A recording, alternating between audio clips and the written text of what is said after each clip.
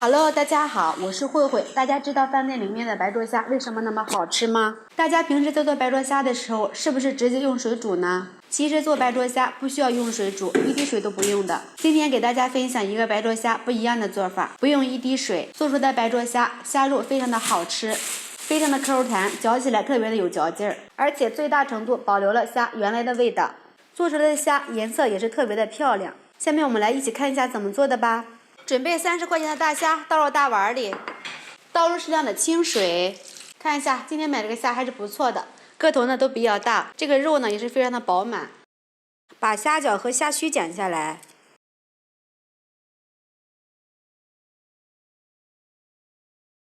把这个虾腔给它剪一下，取一个牙签，在这个虾头里面往里面扎一下，把这个虾胃给它取出来。这个虾胃呢也是虾身上最脏的地方。看一下，然后在虾的第2节把虾线挑出来，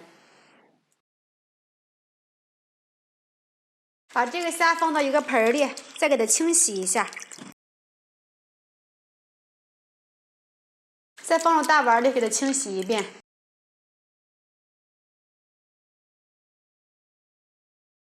准备几颗大葱，给它切一下，放入碗里备用。准备1块生姜，切成片儿。这个生姜我们这里需要多一点，放入盘里备用。准备半颗大葱，斜刀切段，也放入盘里备用。准备半头大蒜，拍扁，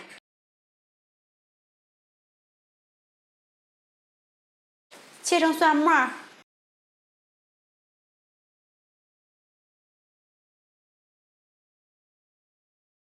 放入小碗里面，放入1勺熟芝麻，浇上烧好的热油，激发出香味儿。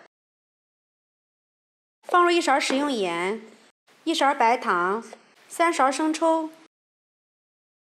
半勺蚝油，5勺米醋，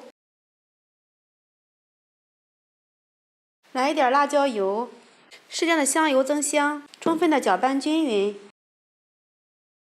把姜片平铺到锅底。把葱花放入里面，再把小葱平铺到锅底，最后把大虾倒入里面，放入半勺料酒，这样能有效的去除腥味儿。再准备半勺白酒，白酒能有效的去除虾身上的煤油味儿。盖上盖子，开中小火慢慢的焗，火不能太大，太大的话容易糊掉。大概1分钟左右，虾就会慢慢的变红。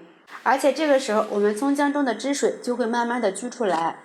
我们利用葱姜中的水，把虾慢慢的煮熟。这个过程大约需要5分钟左右。我们用这个方法做出来的虾肉非常的紧实。5分钟以后，我们就可以关火啦。时间到，焖2分钟，打开盖子。哇，好香啊！把这个虾给它夹出来。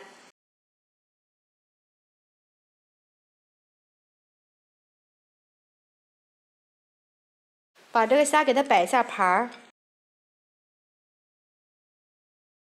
一道简单又好吃的白灼虾就做好了。这个做法非常的简单，十足的懒人做法。这样子做的虾肉非常的紧实，吃起来非常的 Q 弹，而且是非常的有嚼劲儿。而且这个虾也非常的好剥皮。